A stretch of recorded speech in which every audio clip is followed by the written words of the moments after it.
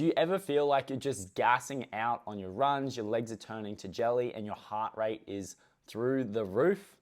If so, today I'm going to give you a bit of an insight into how to build a bigger aerobic base, how to build a bigger gas tank so you can start running at faster speeds with a lower given heart rate, and so you can start to build up your running distances if you're working towards a half marathon or a marathon, and actually being able to go out for these runs and not feel completely exhausted at the end of it. An added bonus to this is that if you build an aerobic base, you're also going to be able to recover faster as well, because you're going to be more efficient at moving oxygen around your body. Think of your aerobic base as building a bigger engine. If you've got a bigger engine, you've got a higher capacity for running endurance, meaning you can run for longer, or you can run for longer at higher speeds. It is also going to help you to run at lower metabolic cost, meaning that you're going to be able to preserve more energy. Now, this is one of the biggest mistakes that I see runners out there making, and clients of my own, is that they've been pushing their training too hard. They're not spending enough time doing that lower intensity work, building up their gas tank, and they're always in that gray zone, or they're hitting that red line on all of their runs. This not only leads to fatigue during their runs, but when they are in this fatigue state, their biomechanics start to drift off, and this is often where a lot of injuries can start to occur, especially when this is done frequently. Now, this is not to ridicule higher intensity running, because it serves a certain purpose in your training as well. If you want to run fast, run fast. The only issue with these higher intensity or high speed sessions is that you're not going to be recovering as fast as you would from a lower intensity session. There's a lot more taxing on your nervous system and your musculoskeletal system to actually repair from the amount of damage incurred during these running sessions. So what exactly is zone 2 running? As a general rule of thumb, when we're looking at zone 2 running, we're basing this off a zones 1 to 5 system. And then zone 2 is at 60 to 70% of your estimated maximum heart rate. Now, there can be more complexities that go into this, but if you are someone who is a beginner or an intermediate runner, I wouldn't be stressing about that so much now. I would just be focused on building up that gas tank and using that at your system.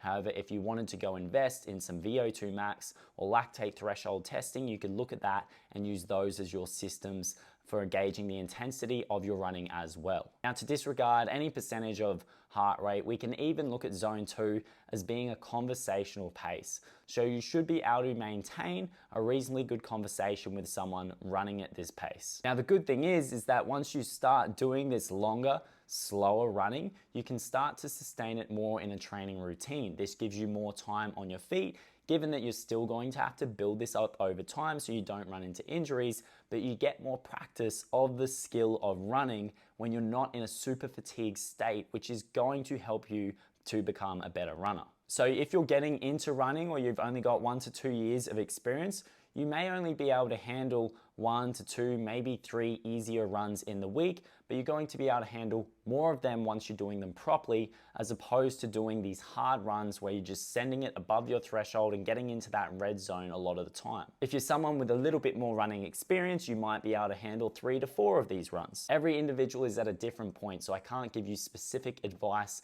without knowing what your training history is like and where your current fitness level is at. Now, we can look at a type of training session that is going to serve the purpose of what we're trying to do here, and that can be called a base run, or we can even start to look at your long runs as well, which are kind of like the bigger brother of a base run.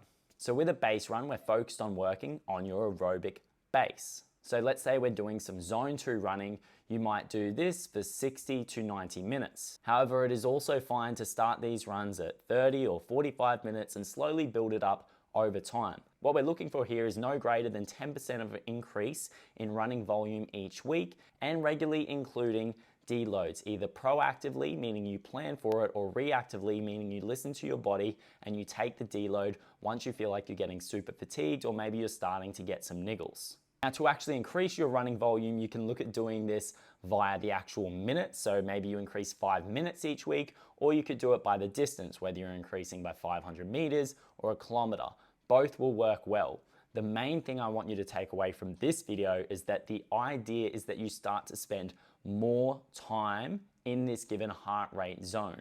The best thing that I did when I really started to be more intentional with my running and building my aerobic base and actually starting to build up my tolerance to longer distances was disregard the speeds that I was doing, the time for the total run, my pace per kilometer.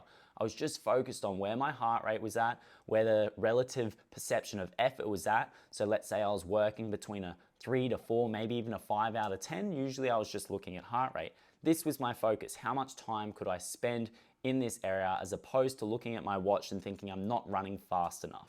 Now, when we're looking at the long run, it is literally just a longer run. However, when we do look at half marathon and marathon prep training, this isn't always going to be zone 2. So that is one thing I want to clear up. There are going to be times where you're using your long run and you might be doing some marathon or half marathon pace in there where you're going to be starting to jack up your heart rate more, spending less time in zone 2. However, what I personally did in the past was use these longer runs just to focus specifically on increasing my aerobic base. I'm not saying that you have to build it up to this amount of time, but I worked it up to about 3 hours of running.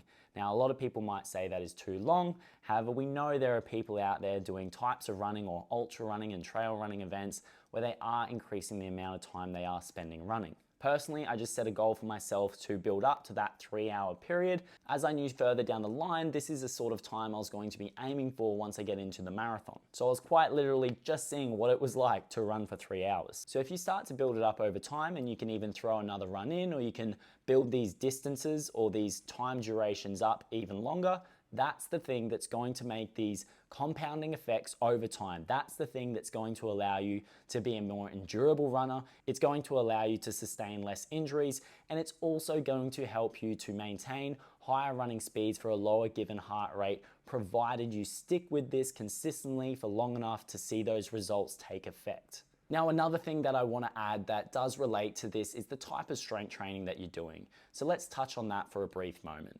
If you're basically getting your muscles stronger, meaning they can produce more force, you're actually going to become more economic over time.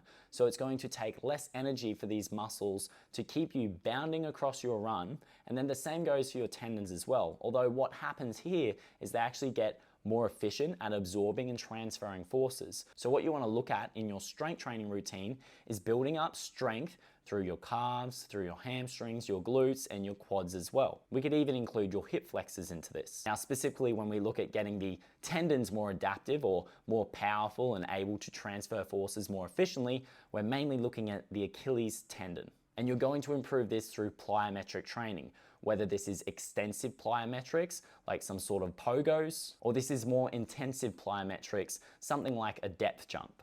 Now, one thing that we cannot leave out when it comes to building that bigger gas tank is the importance of your sleep and nutrition, or your recovery and your nutrition. If you are constantly in a depleted state, meaning you're not getting enough fuel back into your body, you are not going to adapt to this training as well. So my main recommendation here would be figuring out how much your body is expending on a daily to weekly basis, and to make sure you're meeting those requirements via calories, protein, carbohydrate, and meeting your minimums of your fat intake as well. As a general rule of thumb, eat more protein and eat more carbohydrates. When it comes to sleep, I don't think I have to dive into this too much. You know what you feel like when you've had a bad sleep and you get into the run and you feel like trash.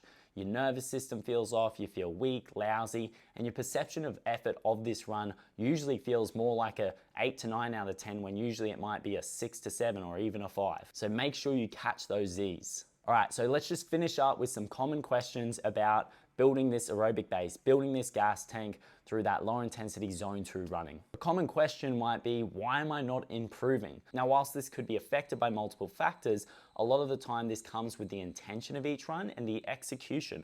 Are you actually working at these lower intensities? Or are you still jacking that heart rate up and not actually spending more time and increasing this over time with that zone 2 running? On the other side of this, patience is a big factor.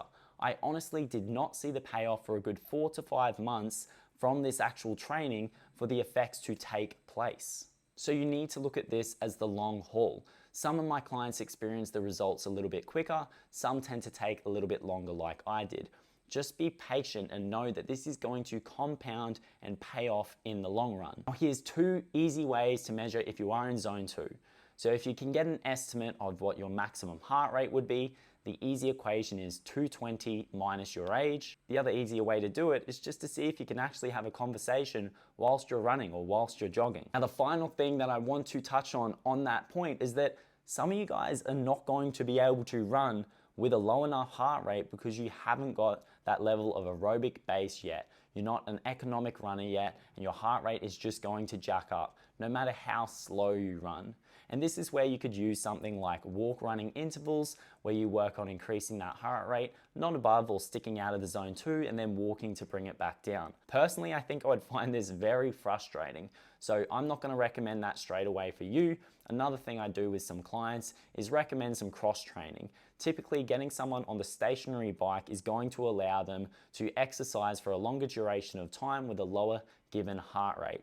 Is it directly running? No. Are we still going to be working on getting those heart adaptations? Yes. So those are two little methods that you can use to get it up over time. Finally, on this point, what I want to include is the fact that you're going to be doing a strength training session at times and your heart rate's probably going to be sitting at zone 2 at certain points. However, it's not the same as having a dedicated session doing this the whole time. So it doesn't mean that any of your other training or your current running where you do start to elevate above that zone doesn't have any potential effect on this adaptation. There's going to be a little bit there, but like I said, the main idea is to spend more time there, do that for longer periods of time, more consistently, because this is going to help you to become a better runner in the long run. And not only that, but it's also going to help your health and longevity. Please comment below if you've got any more questions on this subject or running in general, and I'd be happy to reply back to you or address that with content in future. If you would like to discuss this one-to-one with me, this is a massive part of my coaching with my clients. So I'm going to drop a link in the description below with a Google form link where you can apply for my Forge program, which is a program designed for men to build a leaner, stronger, and more endurable body. It's obviously going to help you build that gas tank, that aerobic base, and it's going to make you a better runner. Finally, if you're a guy who is Brisbane based and you want to run with me and you want to run with the amazing community that we're building at the Daily Discomfort Run Club, we run in Newstead 6 a.m. every Saturday. You can follow us on Instagram at Daily Discomfort AU. Feel free to send me a message there and we can organize you coming down for your first run and breathwork session with us. We also have a group discussion at the end on mental health and self-development. I hope you took away a lot of value from the video today, and I look forward to seeing you next time. See ya.